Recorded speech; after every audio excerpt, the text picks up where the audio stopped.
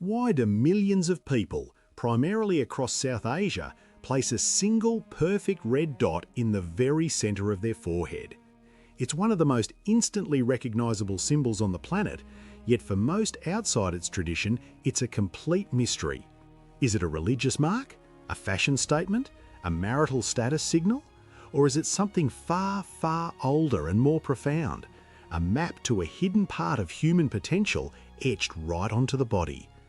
This isn't just about decoration, this is about the science and spirituality of the Bindi. The deep dive, zero fluff. Let's strip away the assumptions. The term Bindi comes from the Sanskrit bindu, meaning point, dot or drop. Mechanically, it's simple, a paste, powder or sticker applied to the Ajna chakra point. But to stop there is to miss everything. First, the historical utility. In ancient times, the Bindi was created from vermilion, a red mercury sulfide powder. Applying it had a practical cooling effect on the forehead, a relief in a hot climate. But the significance runs deeper than thermodynamics. In Hindu tradition, this spot is the Ajna chakra, the command center or the third eye. It's considered the seat of concealed wisdom, intuition, and the point of convergence between individual consciousness and universal consciousness.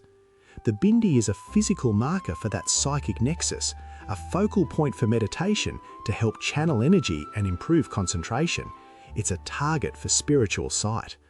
Then the social and aesthetic coding. A red Bindi, traditionally made with vermilion or sindoor, is overwhelmingly worn by married Hindu women, signifying matrimony, prosperity, and the well-being of their husbands. It's a daily rite, a visible covenant. For unmarried women and girls, bindis are often black, worn for cultural tradition or to ward off the evil eye, but also in a rainbow of colours as pure decoration. Men, particularly in spiritual contexts, apply a bindi often of sacred ash, vibhuti, or sandalwood paste as a tilak, denoting sect, deity worship, or a blessing received from a temple. The bindi is a language. A vertical tilak of sandalwood paste might denote worship of Vishnu. 3 horizontal lines of ash signify devotion to Shiva. A red dot is marital. A black dot can be protective.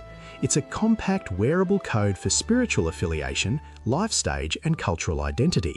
It moved from ritual to mainstream Bollywood glamour in the 20th century, becoming a global fashion accessory, often stripped of its original meaning, but retaining its powerful aesthetic pull. The why seems layered but clear. Utility, spirituality, social signalling, beauty, the 80% reveal. But here is the paradigm shift.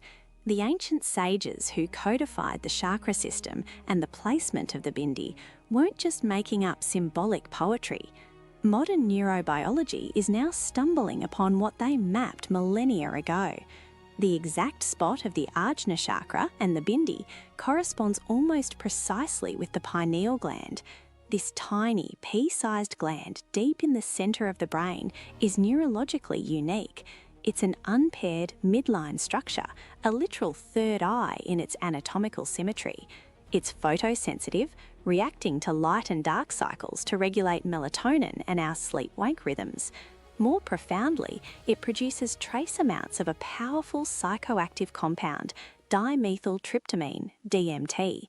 DMT is released in significant quantities during birth, deep meditation, traumatic shock, and near-death experiences, and is associated with vivid, transcendent states of consciousness, the feeling of leaving the body, and encounters with otherworldly entities.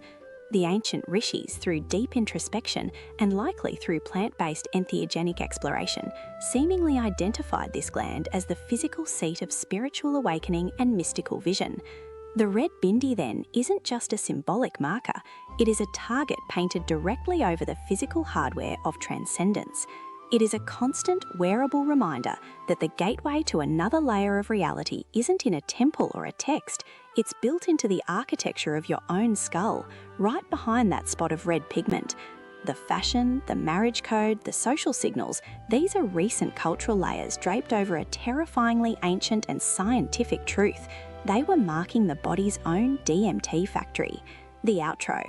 So the next time you see the red dot, understand it's more than tradition. It's a centuries-old piece of biological and spiritual wayfinding.